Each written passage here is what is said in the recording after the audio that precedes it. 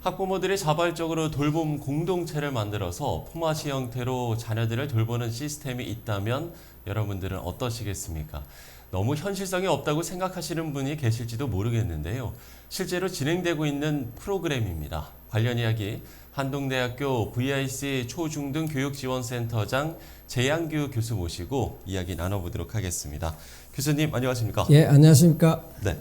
자, 한동대학교 VIC 초중등 교육지원센터라고 말씀을 드렸는데 예. 일단 여기가 어떤 곳인지부터 소개를 해주시면 좋을 것 예. 같아요. 잘 아시는 것처럼 우리나라 한국 교회 성도 숫자가 급속히 줄어들고 있습니다. 네. 근데 그보다 더 심각한 거는 다음 세대는 한국 교회 성도가 줄어드는 속도보다 훨씬 빠르게 줄어들고 있다 하는 사실입니다. 그래서 네네. 만약에 다음 세대가 없어지면 한국 교회 미래도 없어지는 거기 때문에 한동대학교에서 어떻게 하면 좀 다음 세대를 지원할 수 있을까 고민하면서 세운 단체가 VIC 초중등 교육지원센터라고 하는 기관을 설립하였습니다. 앞서 이제 제가 아주 간단하게 말씀을 드렸는데요. 이게 구체적으로 어떻게 적용이 되고 또 진행이 되는 건지 이야기를 해주시면 좋을 것 같아요. 이제 초등학교 학생들이 학교 수업을 마치면 한 2시 반에서 3시 정도 되는데 그렇죠. 마치고 나서 이제 교회로 옵니다. 교회로 와서 이제 돌봄 프로그램 형태로 진행을 하는데 이제 돌봄 프로그램이라고 하는 것은 이제 아시는 것처럼 맞벌이 부부가 애를 돌보기가 어려울 때 그렇죠. 이제 그걸 이제 돌봐주는 건데 교회에서 그것을 대부분 그걸 감당해 주는 거고요. 그리고 난 다음에 이제 학부모 입장에서는 애들을 갖다 방과 후에 어디 보낼 때가 적당치 않으니까 학원에 보내는 것도 쭉 보내기가 어려워서 심리적으로나 재정적으로 많은 부담들이 있는 부분들. 그렇죠. 그래서 이제 교회가 아이들을 돌봐주겠다 하는 내용이고요. 또 하나는 아이들이 사실 일주일에 주일날 1시간, 2시간 신앙 예배 드리는 걸로 신앙을 유지하기가 상당히 어렵습니다. 그래서 그 프로그램을 통해서 학생들에게 아이들에게 이제 그런 신앙 교육을 하는 부분들이 매일 하루에 30분 정도씩 찬양도 하고 성경 암송도 하고 그다음 5분 메시지도 하고 그런 네네. 시간들을 갖습니다. 또 하나는 이제 아이들이 학습 프로그램. 학부모들이 이게 상당히 관심이 많거든요. 그래서 영어하고 수학, 독서 토론, 창의 코딩 이런 프로그램들 학습적인 내용들로 이렇게 또 있습니다. 그다음 또 아이들이 교회 와서 재밌게 놀고 즐거운 시간을 갖고 아이들끼리 노는 게 매우 중요한 부분이거든요. 그래서 네네. 놀이 프로그램으로서도 그런 프로그램을 운영하고 있습니다. 이런 프로그램을 만들게 되신 이유도 있을 것 같아요. 예, 제가 이제 뭐 우리 기론평 교수님과 함께 이제 차별금지법 등 이런 것에 대한 국회에서 이렇게 악법을 막는 일들을 쭉 계속하면서 악법을 막는 것은 일시적인 것은 되지만 궁극적인 대안이 될 수 없다. 교회 내 다음 세대를 우리가 신앙 안에서 바로 세우지 못하면은 우리가 하는 이 모든 노력들이 별로 효과를 거둘 수 없다는 좀 생각을 많이 했고요. 어떻게 하면은 교회 내 다음 세대를 신앙 안에서 바로 세울 수 있을까 하는 고민을 갖고 이걸 시작을 했습니다. 잘 아시는 것처럼 미국에서도 유사한 고민들이 많이 있었는데 미국에서는 홈스쿨링이라고 하는 프로그램들을 진행해서 전체 학생들이 약 한 4% 정도 홈스쿨링을 하고 있습니다. 그런데 이제 우리나라에서는 학부모들이 다 바쁘기 때문에 홈스쿨링은 좀 적절하지 못하고 해서 대신에 처치 스쿨링을 좀 하면 좋겠다 하는 생각에서 이 프로그램을 했고요. 그다음에 마침 이제 정부에서도 이제 저출산 문제를 가지고 어떻게 이 문제를 해결할 것인지 고민을 많이 하다가 이렇게 부부들이 애를 놓지 않는 이유, 가장 큰 이유가 애를 돌보고 양육하기가 힘들다.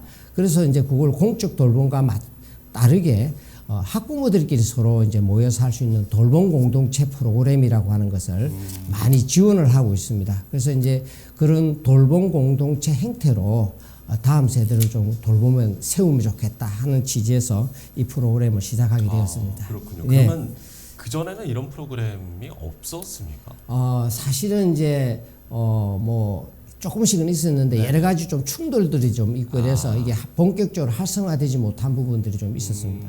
이런 공적 돌봄을 교회에서 한다는 거 우리가 이 의미도 한 번은 짚어봐야 될 것 같은데요. 공적 돌봄의 의미 어떻게 이야기해 주시겠습니까? 그래서 사실은 공적 돌봄은 이제 정부가 이렇게 하는 부분이기는 한데 이제 공적 돌봄만으로 애들의 모든 부분을 다 이렇게 돌보기가 어렵습니다. 그렇죠. 사실은 공적 돌봄은 이제 일정한 형식을 갖춘 건데 다양한 성격에 따라서 다양한 사적 돌봄이 필요합니다. 그래서 교회가 그런 사적 돌봄들을 잘 신앙에 맞게끔 이렇게 참여한다는 게 매우 의미가 있다고 생각이 들고요. 네네. 저는 그런 의미에서 한국 교회가 코로나 이전하고 코로나 이후 진작 좀 교회 플랫폼을 좀 바꾸었어야 하는 거 아닌가 하는 좀 그런 생각들을 많이 합니다. 네네. 교회는 이제 주일날 또 한두 시간의 예배를 통한 프로그램이 대부분을 차지하는 과정에서 또 최근에 와서는 교회가 카페도 만들고 도서관도 만들고 뭐 또 아이들 플레이룸도 만들고 하는 것은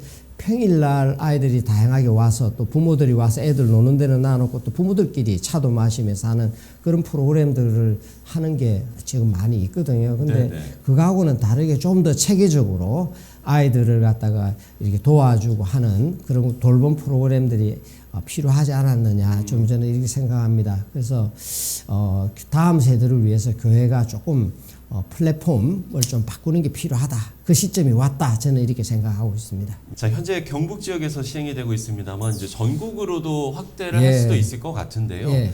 시행하기 위해서 준비돼야 할 것들도 분명 있을 것 같아요. 예, 맞습니다. 이걸 생각하면서 좀 아까도 참 말씀드린 것처럼 지역에 있는 학원들하고 충돌이 일어날 수가 있습니다. 그래서 이제 왜 교회가 이 학원을 하느냐 이런 논리적인 충돌이 있을 수 있기 때문에 그 부분들을 어떻게 잘 서로 협력할 수 있느냐가 참 중요한 것 같고요. 그래서 사실은 아까도 말씀드린 것처럼 정부에서도 저출산 문제를 극복하기 위해서 다양한 아이디어를 내는데 그 중에 하나가 이제 아이 돌봄 지원법을 제정을 하고 또 각 지자체에서는 아이 돌봄 지원 조례를 많이 만들었습니다. 네네. 그래서 경상북도에도 아이 돌봄 지원 조례가 있었는데 그것과는 또 다르게 지금 저희들 하는 이 부분에 대해서 더 그걸 하기 위해서 조례를 또 약간 바꾸기는 했습니다. 근데 근본적으로 아이 돌봄 지원법이라고 하는 게 있기 때문에 돌봄 공동체라는 프로그램을 통해서 하면은 지역 여기에 있는 학원들하고 큰 충돌 없이 네네. 이런 프로그램들 잘 해나갈 수 있다 이렇게 생각이 듭니다. 그런 준비가 법적인 준비 이런 것들이 좀 필요했는데 지금 어느 정도 갖춰져 있지 않나 이렇게 생각을 합니다. 예, 다음 세대를 위해서 많은 사역들이 진행되고 있습니다만 저희가 보완돼야 할 것들 또 과제들도 있을 것 같거든요. 뭐 예. 앞서서도 플랫폼의 변화도 이야기를 해주셨습니다만 예. 글쎄 한국교회 과제가 있다면 어떤 게 있겠습니까? 예, 저도 이제 우리 한국 교회에 뭐가 가장 필요하냐. 물론 지금 교회 활성화라는 것도 성인들도 매우 중요하지만 네. 또 성인들이 또 가장 관심이 많은 게 자녀에 대한 부분이라고 그쵸. 좀 생각합니다. 그래서 조금 시각을 바꾸어서 성인 중심의 프로그램을 다음 세대를 위한 프로그램을 바꾸게 되면은 자연스럽게 성인들도 같이 나오고 젊은 세대들이 교회를 나오면서 또 교회가 좀 더 활성화되는 그런 계기가 된다라고 저는 생각을 합니다. 그래서 교회가 일주일에 하루 이렇게 참여하는 게 아니라 일주일 내내 교회 건물을 좀 활용할 수 있는 그런 게 되었으면 좋겠다 생각이 네네. 들고 또 교회가 교회 활성화에만 이렇게 포인트를 맞추는 게 아니라 정말 이웃이 어떤 필요를 하고 있는가 그 중에서도 아이들에 대한 돌봄이 절실한 시점에 교회가 그쪽에서 참여함으로써 이웃과 또 이렇게 많은 협력이 이루어지고 또 자연스럽게 교회로 나오게 되는 그런 것이 않을까 저는 이렇게 생각을 합니다. 자, 말씀을 정리하면서요. 향후 교회학교 교육이 담아가야 할 내용 중에 이것만은 꼭 이런 게 있다면 말씀을 해주시면 좋을 것 같고요. 그리고 또 교수님의 기도 제목 예. 나눠주시면 좋을 것 같네요. 사실 뭐 코로나라는 과정을 통해서 뭐 또 그 이전에도 좀 있었습니다만 네. 한국 교회에 대한 한국 사회에 대한 신뢰도가 사실은 여러 가지 면에서 많이 떨어지고 있습니다. 그다음에 또 그것뿐만 아니라 그것과 더불어서 얼마 전에 개정된 2022 학교 교육과정을 보면은 그 내용 안에 반기독교적인 내용, 성경적 가르침을 완전히 부인하는 그런 내용들이 참 많이 들어있습니다. 예, 저희들도 예. 너무 많이 놀랬고요. 예를 들면은 사람의 성별을 구별하는데 생물학적인 신체에 나타난 성별에 의해서 구분하는 게 아니라 자기가 마음대로 50가지 성 중에서 성별을 정할 수 있다라고 하는 젠더 이데올로기라든지 또 아시는 것처럼 성적 지향, 동성애도 정상적인 그런 관계다라고 하는 것을 교과서를 통해서 자연스럽게 아이들을 교육하는 내용들이 들어 있습니다. 가득 들어 있습니다. 그래서 저희들이 이 부분에 대해서 어떻게 할 것인가 하는 건데 아이들이 지금 현재로는 교회 학교를 다니면 다닐수록 성경에서 배우는 내용하고 너무나 다르기 때문에 기독교 신앙을 떠날 수밖에 없는 상황이지 않는가. 그리고 특별히 이제 초중고등학교를 지낼 때는 그나마 이제 부모님들하고 같이 이렇게 지내니까 이제 신앙을 어느 정도는 뭐 이렇게 가정의 화평을 위해서 좀 나가는 그런 경우도 있을 수 있지만 사실은 대학을 가면서 아이들 신앙을 무지하게 많이 떠납니다. 그래서 대학교에는 우리가 아시는 것처럼 한 5% 미만이다. 교회 나가는 비율이 그럴 정도로 매우 심각한 상황이 있다라고 저는 생각을 합니다. 그래서 어떻게 하면은 다음 세대를 신앙 안에서 잘 녹여낼 것인가 하는 게 우리 한국교회 매우 큰 과제다라고 저는 생각을 하고요. 저는 좀 약간 늦었다고 생각하지만 그래도 지금이라도 골든타임이라고 저는 생각하기 때문에 교회가 진짜 좀 관심을 가지고 다음 세대를 위해서 집중 좀 투자하고 프로그램을 해야 된다 생각을 합니다. 아까 말씀드렸던 돌봄 공동체 그 프로그램을 하기 위해서는 또 교육 과정도 필요하고 교사 양성도 필요하고 이런 부분들이 프로그램 개발들이 필요합니다. 네. 그렇게 하기 위해서는 교회가 나름대로 집중적인 좀 투자도 필요하고 관심들이 필요한 부분입니다. 그래서 교회가 그런 부분에 좀 열정을 가지고 이 프로그램에 좀 참여했으면 좋겠다 하는 게 있고요. 저희들이 한 또 1년 정도 프로그램을 운영하면서 또 가졌던 것이 우리 부모님들이 이 신앙 안에서 자녀를 양육한다는 게 얼마나 소중한 일인가에 대한 좀 중요성, 관심 이런 것들을 많이 좀 가져야 되는데 학부모들의 마음의 입장, 부모님 신앙 안에 있다 하더라도 이 아이의 그 학업에 대한 너무 민감도가 큽니다. 그래서 이제 아이들에 대한 부분이 있는데 진짜 부모님들도 아이들을 신앙 안에서 키우는 게 너무 소중하다라고 하는 좀 그런 믿음을 갖는 게 매우 필요하다고 생각합니다. 그래서 좀 첫째는 한국 교회가 다음 세대를 위한 절박함을 좀 매우 지금 시기적으로 중요한 골든타임이다 하는 생각도 들고 또 우리 성경에서 이야기한 것처럼 부모님들에게 맡겨준 매우 중요한 사명이 신앙 안에서 자녀들을 바로 세우는 것이 우리에게 주신 하나님의 큰 명령이다.